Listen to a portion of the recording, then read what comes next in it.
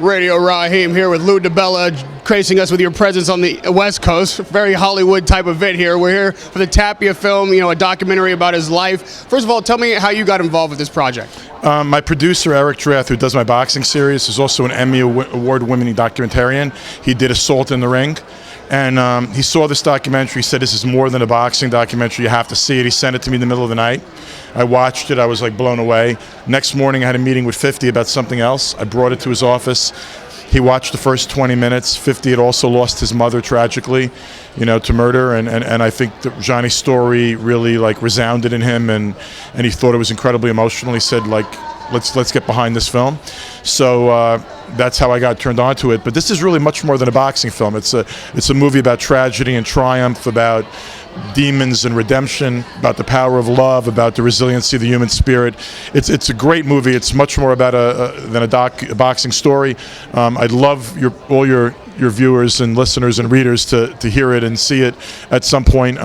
It's going to be in probably other film festivals, but we're looking right now for a distribution deal, and I'm sure that this is going to be on a US TV pretty soon. Now, you mentioned Assault in the Ring. This is another film that's going to be it's going to be a tearjerker. It's a tearjerker, but it's also, there's a lot of laughs in it and smiles. I mean, Johnny was an incredibly colorful guy, and he lived an amazing life. I mean, his downs were really, really low. His ups were really, really high. And, his life ended so tragically, but not on a sad note. It ended really at a moment in his life where things were beginning to come together. And if you see the movie, you'll see that. So I think, it'll bring a tear to your eye. But if you're a boxing fan, it'll give you goosebumps. It'll make you laugh. It's an amazing movie about life. And you know what, bruh? I have an extra ticket for you to come in and see it. You know what? I really appreciate that. I was going to be able to get in. I thanks a lot, Lou. I'm gonna enjoy that. Obviously, you're a promoter yourself. You deal with all different kind of personalities in this sport. You're on the East Coast, so a lot of these guys are coming from broken homes, hard stories. When you see a fighter coming up and they're coming out of such a challenging environment, how do you keep them on course so they don't go the way that Johnny went, at least on the negative side?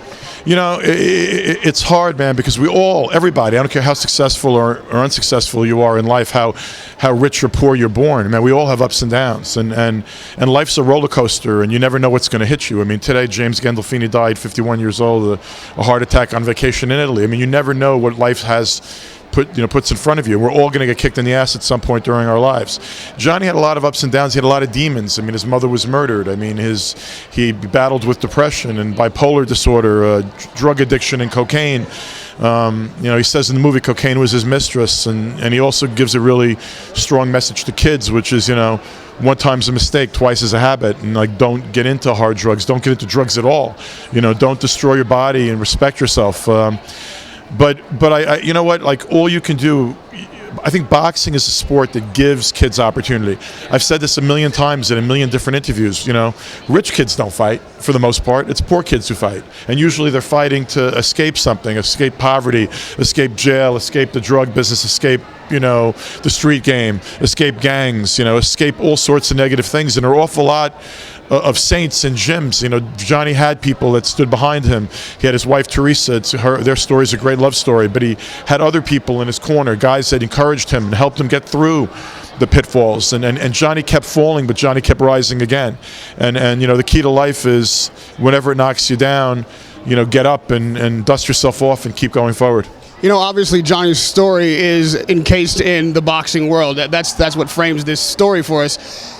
A lot of people look back on the 80s, the heroes and champions of the 80s, and there are many tragic ends. There's not a lot of really great stories on the tail end of those careers. Now, in this current world of boxing, do you think that it's gotten better for fighters or worse?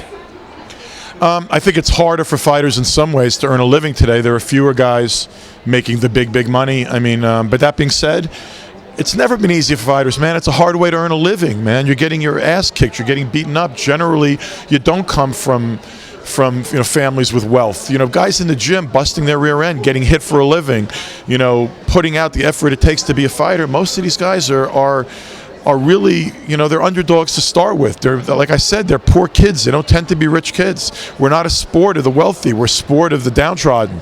I mean, that's what's brought the sport so much character. That's why there are so many movies about boxing. That's why there are so many poignant stories. So, like, I don't know how much easier it is today. I mean, I think boxing's an awfully hard way to earn a living, and certainly the sport's not stronger on a whole today than it was a generation ago. So I really don't think it's any easier for fighters today. And then lastly for you, Lou, boxing is a tough way to make a living, but so is promoting, and damn sure producing is. As far as your experience, obviously you've had some other adventures outside the ring, but this is your first film, right? No, I've done a few films before. I did a documentary called Magic Man about Paulie Malignaggi that was on Showtime for a while on Sky TV. I did a feature movie, Love Ranch, with Helen Mirren and Joe Pesci, that was about Oscar Bonavina's murder at the door of the Mustang Ranch. I've executive produced a movie called Viva Baseball, which won some awards. Dan Cloris did the movie. So I've been involved in other films. I was associate producer of The Fighter, starring Mark Wahlberg. So I've been involved and touched other films.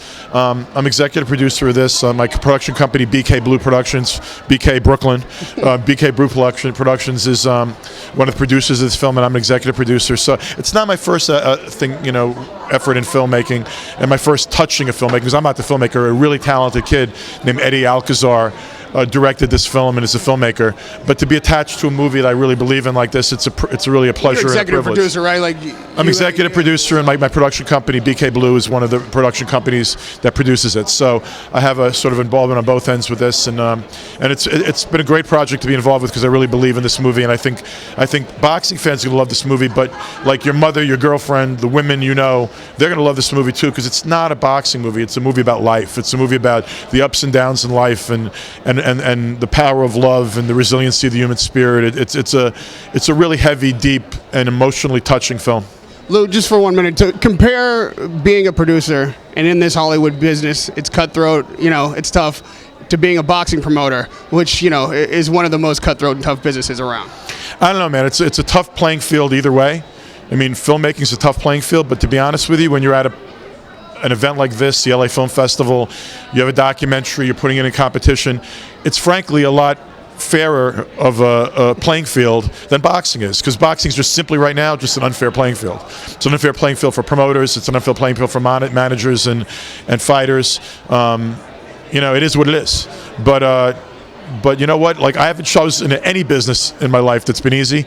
You just got to keep persevering and do the best you can. And honestly, also, do what you're passionate about. If I didn't have a passion for boxing, I wouldn't be in it. But if I didn't have a passion for film, I wouldn't be in it. If I didn't have a passion for Tapia, for this story, for this particular movie, for this filmmaker, Eddie Alcazar, and for a movie that I think is much more about life than it is about boxing, then I wouldn't be doing it. Thanks, Lou. We really appreciate you bringing this story to the fans, to the public. Everybody needs to hear from Johnny Tapia. You could tell me, and you could tell all the viewers what you think of it after you get a chance to see it. I'll do exactly that. Radio Rahim with Lou DiBella.